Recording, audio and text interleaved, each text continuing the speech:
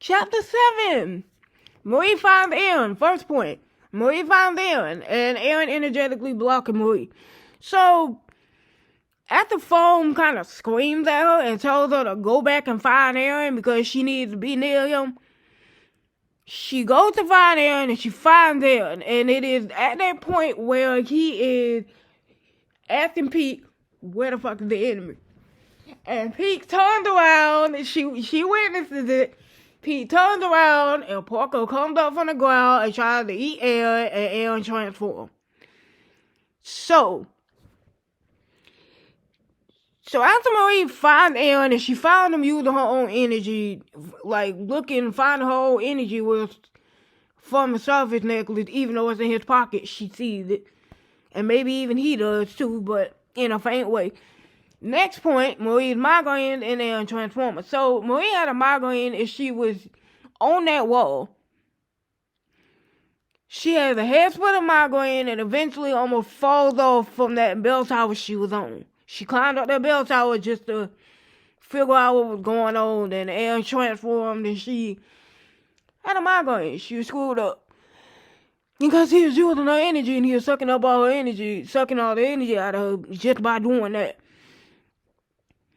So, this is where the symbiotic relationship started to become fatal. Because he was in his Titan form longer than he should have been. And to be honest, he should have listened to Leilani when she told him to go underground. To get out the Titan form or go underground. But boy wanted to be stubborn, so let's just go there. So, she jumped off the bell tower and starts running towards him because... And he's not paying attention. He's looking up at Reiner. She starts running towards him. And he doesn't see her. She runs towards him just to scream up at him to not use too much of her energy or he'll kill her. Shoot, he almost did kill her in the end. But Reiner gets her way. So now she's blocked off from him. So... she can't help herself or use her powers because Aaron is using her powers and he's sucking all the energy out from her. And when she gets closer to him, so before Reiner blocked her path, when she gets close to him, you see that she says she feels her energy surging. Because it's holding her to have her energy. So the entire time she couldn't get, so after that, and she almost dies because Aaron pushes Reiner back and he hits a building and she basically damn near gets hit, but dodges it. The whole time she couldn't get near him, she was weak and frail. Hence why she didn't have water, she was weak and frail. Hence why she almost got killed the amount of times she did, which is about 5-6 times. If you read it, you'll see what I mean. And... so, here's where I could have diverged the whole thing. Had I let her get, so I almost killed her the amount of times I did because had I let her get close to Aaron or at least stand on his shoulder, because she could easily got up to standing up on his shoulder had Reiner not blocked her path from getting to him. Had she got close to him or stood on his shoulder or something, that would have been a threat. He's holding one half of her energy. She's holding the other half of her energy. That would have been a threat. I don't really want to go into that right now, but I mean, Porco and Reiner would have never been able to touch him. He would have just went straight to Zeke, and everything just would have been screwed. Gabby would have never shot him. He would have just been a big founding titan and would have been walking and everybody would have died. But I'm not going to get into that. So, during that whole thing, Marie, she gets stuck on a Warhammer spike. Then that's funny in itself. She gets stuck on a Warhammer spike. She falls down. She hits her head. She breaks her spine. Well, I don't know if she broke it, but I mean, basically she got saved by Oda and Sirius and Marinelle. Because she's unable to use her abilities and powers because Aaron is energetically blocking her from doing so.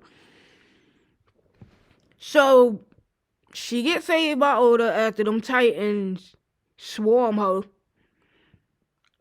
And then she finally has an opening to get to Eren. Which is after Oda gets her away from the Titans and Sirius and Melano blow them up with the Thunder Spears. So, I don't know which point this is. I think this is point 3. I think. So, point 3. Eren using the hardener and the rumbling. The rumbling starting. So, as soon as she gets remotely close to Eren, and this is when he is about to use the hardening and jumps out of the net. So, as soon as she gets remotely close to reaching him, another migraine attacks her. Because him using the hardening is using energy in itself. And that screwed her head up. That hurt her. So because he started using the hardening, the trap right in his hand and the Titan's mouth, y'all remember that, was brought Marie down on her knees because he's using all her energy and powers. He almost killed her.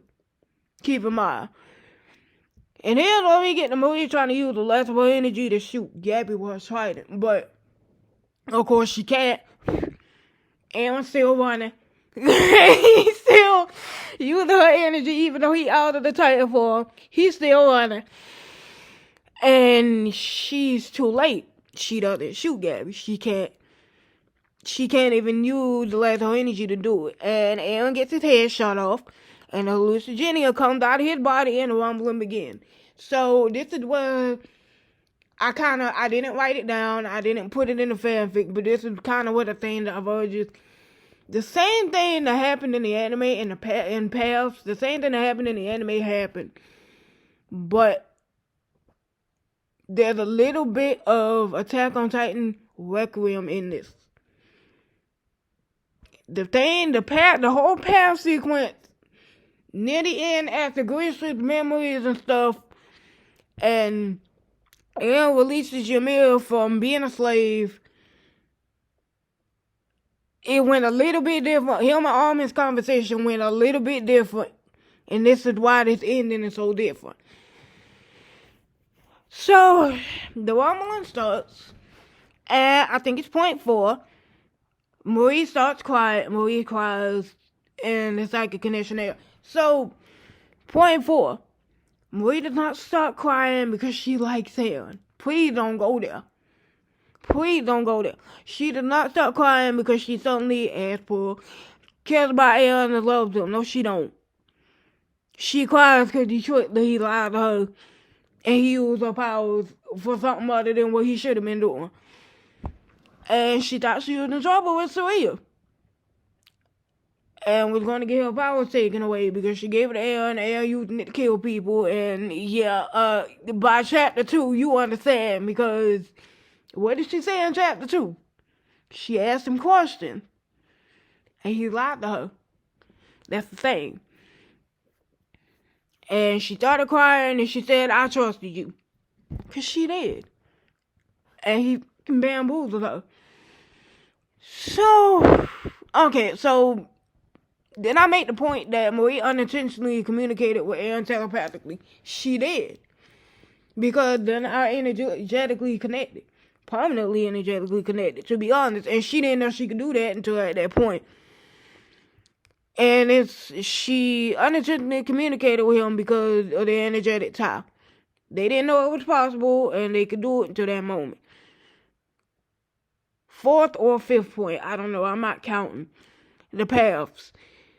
As I said before, Marie and her father held him, but the difference is she couldn't see the path. But everybody else now mermaid could. Because there are mermaids that affected, or they aren't really affected differently by the power of Final Titan either. And like Ackerman, they also can't have their memories erased or tampered with. So they all remember that whole thing, and they can't erase their memories. So they only heard Eren, but they didn't see the paths around that he was communicating with like everybody else did. They heard him, but they didn't see him. And that is seen in the next chapter. chapter 8, that also explains a lot of stuff. So now I'm on chapter 8. And this is when Marie woke up to Aaron standing in front of her. That is why she jumped. She was like, oh shoot. That is why she jumped. She woke up, she saw Aaron in front of her. He was staring down at her, and she jumped back in fear because that found the Titan marks on his face. It freaked her out. It scared her. And he was trying to communicate with her while she was unconscious from paths, but couldn't reach her until she was awake because, I don't know, for some reason when they're unconscious, you can't access them from paths. At least the mermaids. I don't know about the aliens.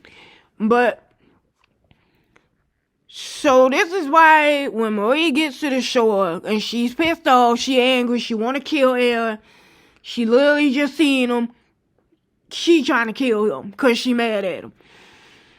So while she's at the shore, Aaron pulls her into a dreamlike state version of path after she closes her eyes. So basically, in the fanfic, she closes her eyes and she opens her eyes and she's standing in the ocean. So it looks a lot like how the conversation between Aaron and Armin was when they were standing in the water. But it was hip deep water. Like it was basically the middle of the ocean and it wasn't bloody. So this is what I mean by they can't see the path, but the aliens can. She was standing in the middle of the ocean, but Aaron was standing in paths. So he was in that blue desert, sandy desert looking thing. He saw that, but Marie saw the middle of the ocean. And while she was screaming and cussing at him, he was staying silent because he saw that in the premonition. He knew she wasn't going to understand him, so he kind of stayed silent and kind of let her cuss at him. Because he knew what was going to happen anyway. He seen it before in the premonition. He sitting there just letting her cuss at him. She cussed and she mad. She pissed off. She want her powers back. Yeah. So, here's why I explained Saria's role in this whole thing. So, the Queen of Oceania, Saria, she orchestrated this whole thing so precisely that if Marie wanted to kill Aaron, after the rumbling has already started, she couldn't because he's still using her powers. Therefore, he's weakening her and she can't go after him if she wanted to. And she also couldn't call on the military, the mermaid military, because Saria was still alive and she was still queen until Saria was alive up until like the rumbling almost ended. Saria ended up dying later on. She was alive until the rumbling almost ended. And by the time the rumbling almost ended, Marie could not go after Aaron. And basically prevented Marie from being able to stop the rumbling and kill Aaron herself, which she could have had she not given him her powers. Also, she could have taken foam with her because technically Saria created foam. Foam has a little bit of Saria powers in him, which is a lot for Marie, which is a lot for him. And it's not that much power for Marie, but she could have used that to go after him because Saria got a lot of power. But, of course, Marie didn't know that. And Saria orchestrated it so precisely that she couldn't access foam at that point in time. So, while Marie was unconscious from sheer exhaustion while the rumbling was going on, and all that other stuff was going on, because still, what happened in the anime was still happening. Saria came to Marie in a dream. You'll see it at the end of chapter 8. Surya, she came to Maria and Joy to explain everything to her since she wasn't going to listen to Aaron. And Surya got Maria to eventually understand Aaron's perspective and why she was sent to help Aaron in the first place. And while this is happening, Oda, Sirius, and Mariner, mainly Sirius, they are contemplating on whether to help the Alliance kill Aaron and start the rumbling or let Levi, Mikasa, and all them die. It was mainly Sirius sitting there contemplating because he cares about them, and Oda was trying to pull him back, telling him it's either us in the audience or it's them. It's either do or die. What you gonna choose? So Sirius contemplating that Oda pulls them back to remind them of the mission they need to finish and to choose between the freedom of the Mermaids, the alien, or the rest of the world, genocide in both races. This is why the ending doesn't make sense. Because that was initially what the whole thing was about until the ending went around retcon and changed that. So, Sirius gives up on helping the Alliance, and Aaron actually kills them, or at least, okay, whenever I do a graphic depiction, I'm going to let 2 people survive. I'm going to let 2 people out of that Alliance survive, and I just can't. This is also why I don't make sense. This is also weird. In the end, nobody died. Not John, not Connie. I would be survived. I wouldn't have been surprised if Levi survived. But everybody else died. I wouldn't have been surprised if Pieck survived. Pieck or Levi, because both of them have endurance in the whole thing. But everybody else, is just like, the whole ending, nobody died. And it's just like, everybody was like, oh, y'all just want all the happy ending and stuff. Y'all act like that wasn't the happy ending. Like, what? Y'all think killing everybody is a happy ending? Y'all think Aaron's best friend dying is a happy ending? Y'all think Aaron's best friend dying and him going home to Historia, that's the other thing, the other plan, him going home to Historia and having a baby with her or whatever, Ymir or whatever, is a happy ending. It's not. It's not. The boy killing his friend and he's guilty. Which is what happened in here. They think that's the happy ending, and it's just not. Like, what are y'all talking about? Okay, so after this, Sirius gives up on helping the Alliance, and they kills them using Berserk Founding Titan. So, here's another thing. Why did the rumbling stop? So why in the anime, and apparently in the manga, I don't read manga, so I don't even know about it. Why did the rumbling stop when Zeke was killed, when Ymir is originally the person who gave Eren the Founding Titan, who let him use her power to start the rumbling? Why? To be honest, Eren only used Zeke to get into the path, to have access to the path. But why did the rumbling stop after Levi cut Zeke's head off? That don't make sense either. That don't make no sense either. But in this version, guess what? Levi kills Zeke anyway. But it doesn't stop the rumbling. Because Ymir is standing there. She's the one who's making it continue. And Eren uses the Berserk Founding Titan to kill his friends. Which is, I'm going to change that in the next version. And I'm going to let 2 people survive. Which is, I'm not going to tell you who. But y'all probably going to be pissed off over who I let survive. Okay, so Oda, Sirius, and Melna, they go back to Paradise. And they wait. But no, they don't go back to Paradise. So Well, they don't go back to Paradise.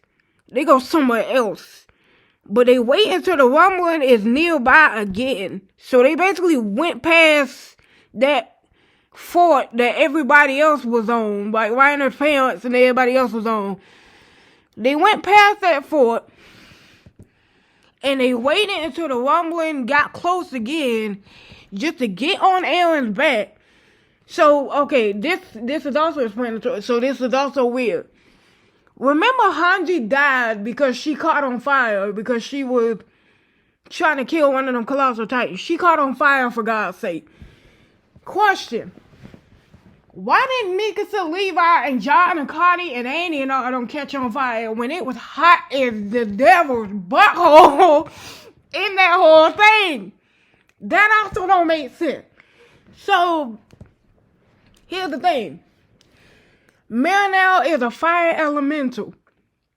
She has the powers to resist fire. And she also has the power to make everybody else resist fire. To shield everybody else from fire and heat. That is why Oda, Marinelle, and Sirius were able to get on Aaron's back, fight them titans, fight the rest of them titans that everybody else was fighting, shoot. Everybody else's body done fell off by that point in time.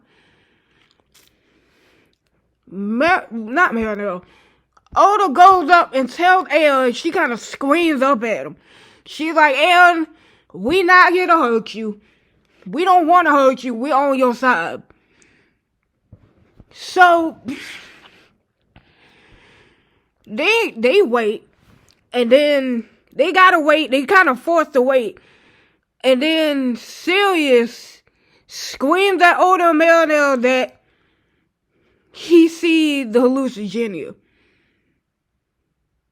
So they gotta wait until they almost near Paradise to go kill that hallucinogenia and break the Titan's curse. And just, the Titan's curse gone after that hallucinogenia is killed. So, they wait. And it's almost when the rumbling is finished. They wait. And then when he's nearby and close to finishing, when he's nearby Paradise, he's close to finishing the rumbling.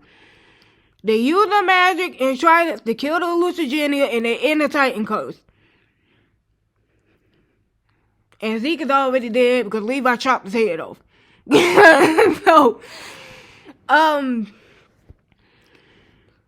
So, after that, final Titan curse is gone.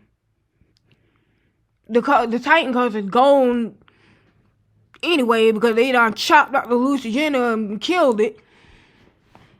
Or burned it or whatever.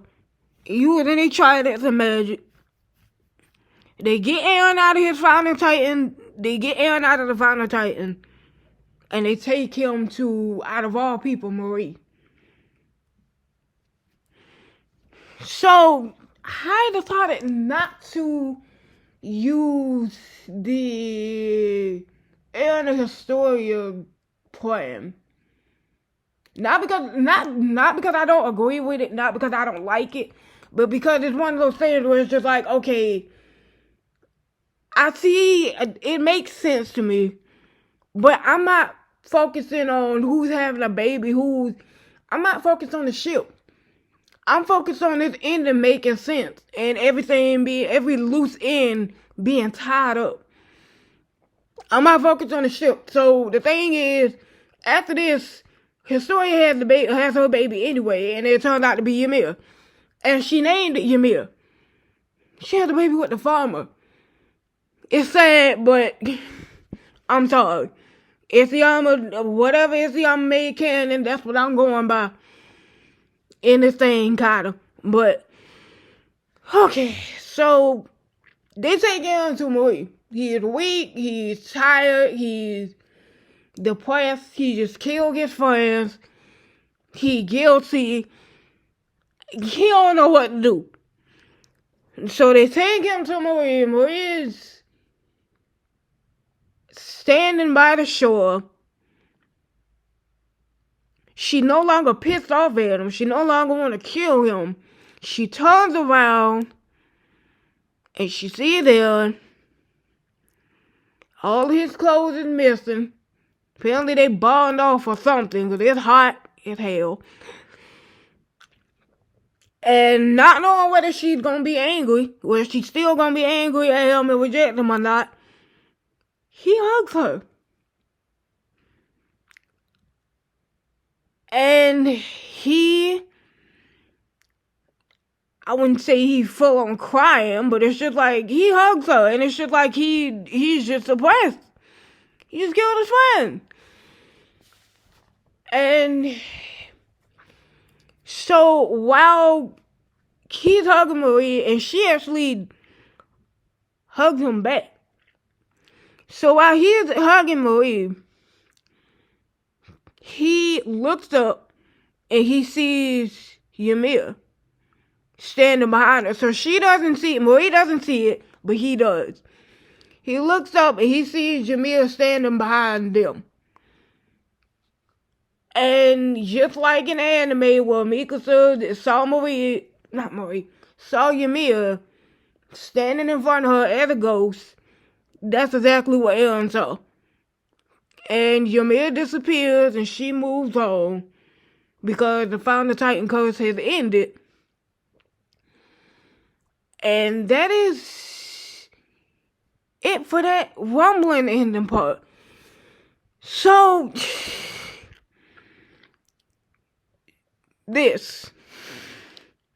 I literally just explained like a bunch of the plot holes that the anime ending did not tie up, that I literally just tied up by just making this fanfic. You could have,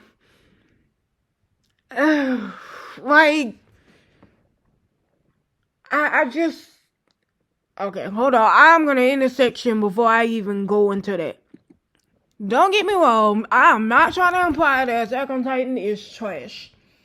Attack on Titan is an amazing anime and manga, apparently.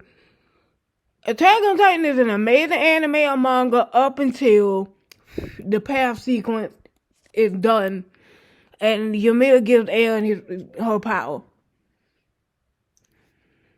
Y'all saw how I just tied all them loose ends up in 9 chapters.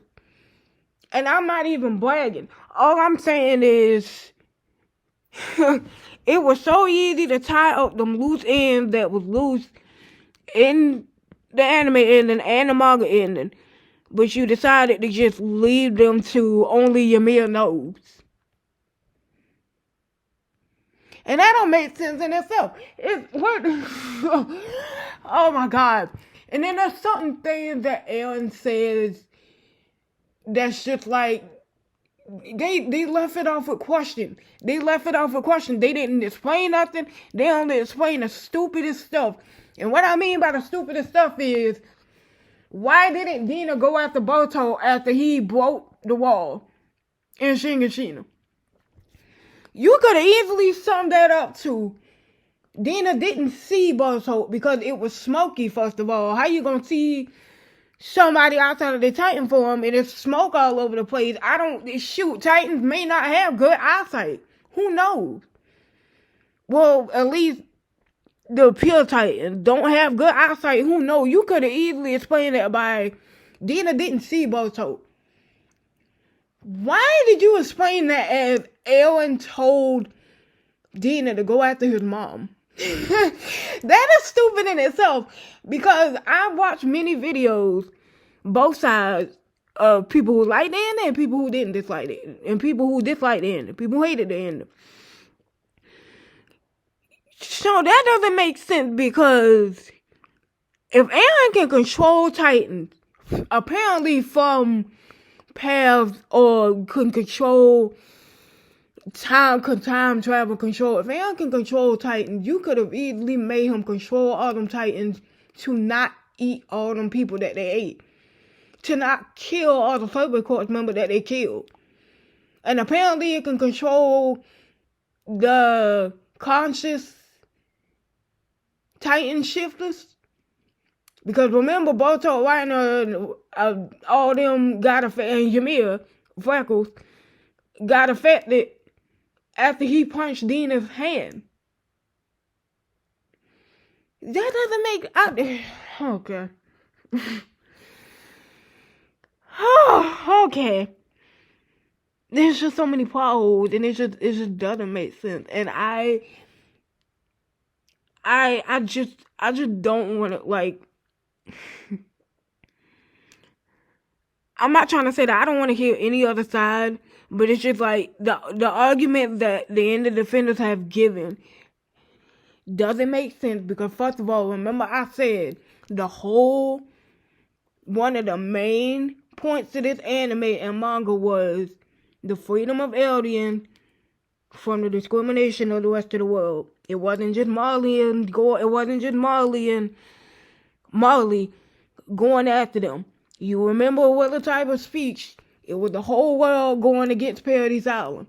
That was the whole conflict. That was one of the main points of it. And the ending just straight up screwed it up.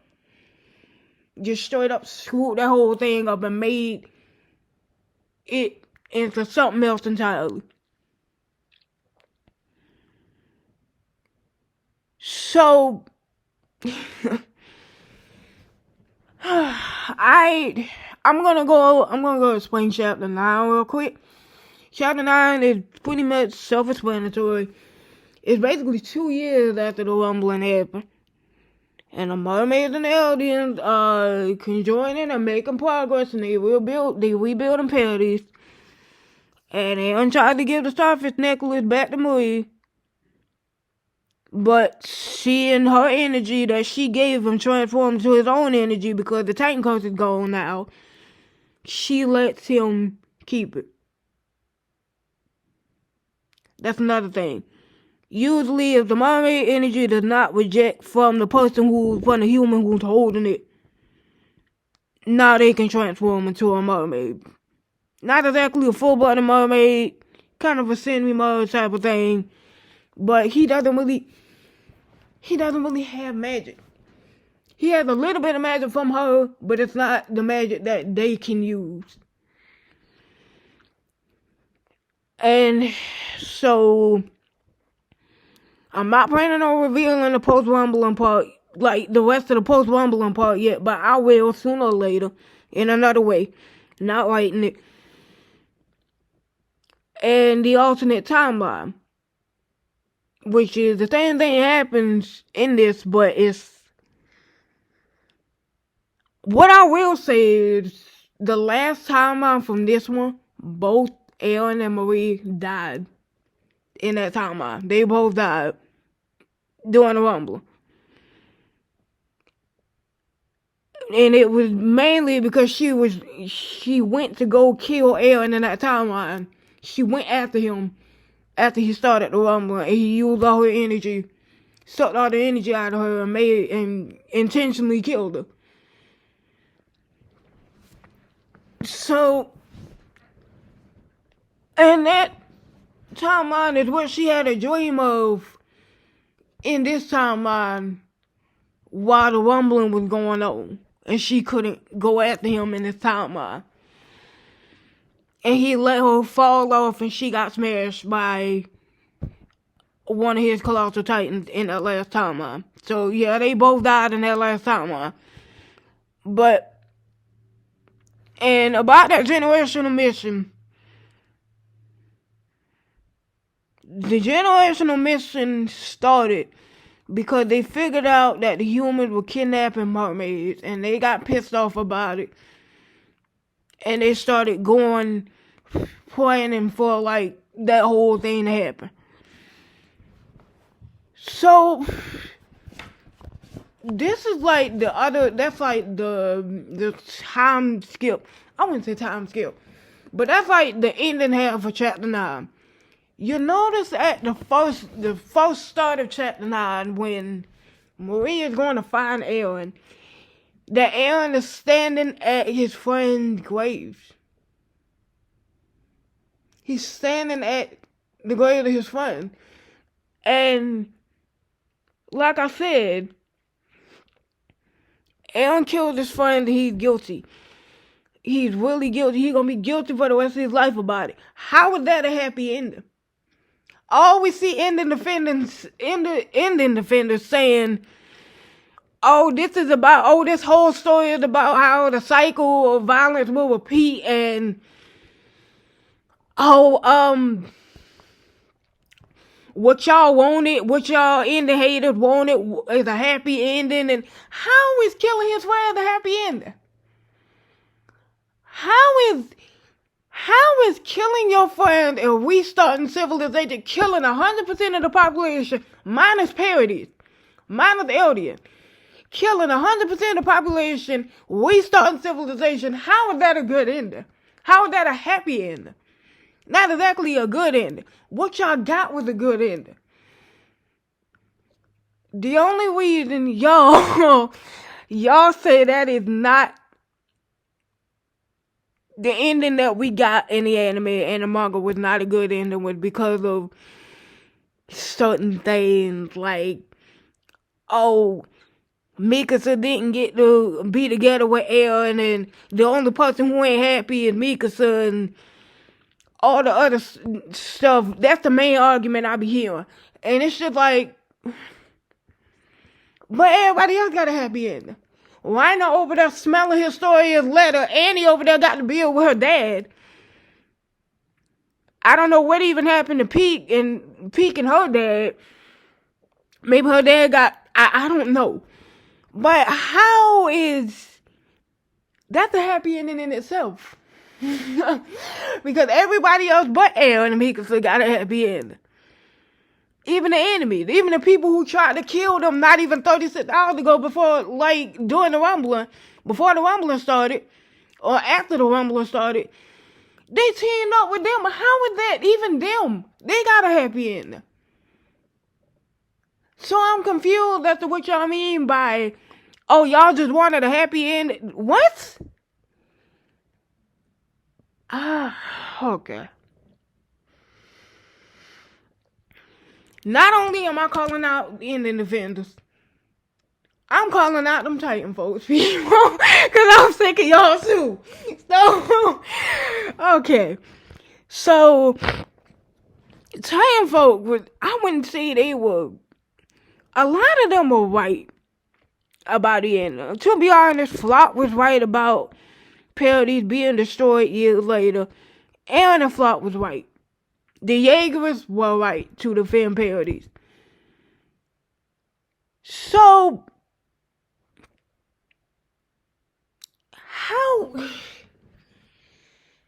what I'm trying to say is, I just lost my train of thought. Okay, so yeah, Titanfall. Please tell me what a 19-year-old boy who's in a war, doesn't know what to do, doesn't have any other choice. See, that's another thing. Doesn't have any other choice because he asked Hanji, if she has another choice, tell him now. What does a 19-year-old boy who's in war, is helpless, hopeless, doesn't know what to do, doesn't have any other choice but to do the rumbler? What did a 19-year-old boy virginity have to do with what's going on? See, them Titanfolk people was complaining about Eren dying a virgin and stuff. See, that is exactly why I put chapter. That's not the main reason, but that is one of like the minor reasons why I made chapter 2 the way it is. I'm gonna be honest. I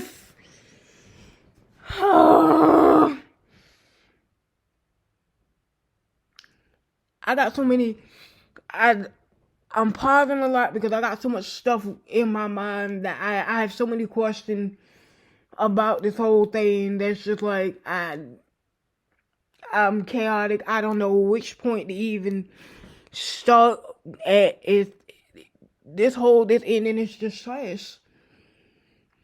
And if I can sit here and use mermaids, magic, and Greek mythology, in a sense, to tie up all them loose ends that this ending has made. This ending has tied up the loose ends. I wouldn't say that I got the character actions correct. But it just doesn't make sense. Also, hold on. About the character thing, the retcon thing. Okay. So, I told y'all about the siren spell. She kept saying he was affected by the siren spell. So, when she was standing in path with him, you notice how Aaron was staying silent and he was just staring at her. Like, just looking at her. He wasn't affected by anything. That was because he wasn't exactly in his body. He was a soul. He was just staring at her and giving her this angry, pissed off look, kind of. Well, not exactly angry, but just unaffected look. And it's just like, y'all would call that shadow. A lot of the independents like to call the Aaron that's the hobo Aaron, I call him philosopher Aaron. The hobo Aaron version, the Aaron that's doesn't care about anything, is silent and calculative, that's Chad Aaron. First of all, that's not Chad Aaron. That was Aaron before that whole retcon happened, and he was crying like a little pussy. I'ma say it. I'ma just say it.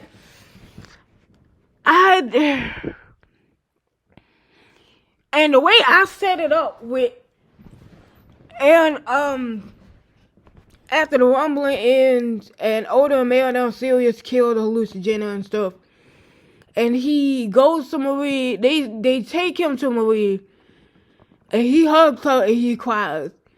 That is more of an appropriate situation of him crying, because dude just killed his friend and murdered 100% of the population. You gon' feel guilty and horrible about doing that. That is like, that's not even a retcon. That's being human.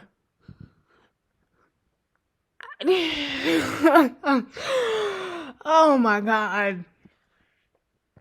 I'm not even gonna go into like the character thing. I've made some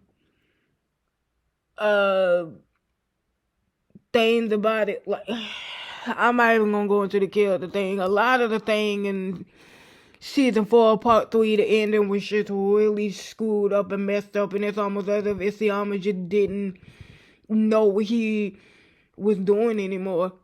It's like, oh man. Okay. I don't know. I'm gonna end this though. That is my thoughts on LT. As you can see on LT the end and even season 4, because I started from the beginning of season 4 basically almost. Or part 2 of it. I don't know. Yeah. Oh. I'm done. I'm so done.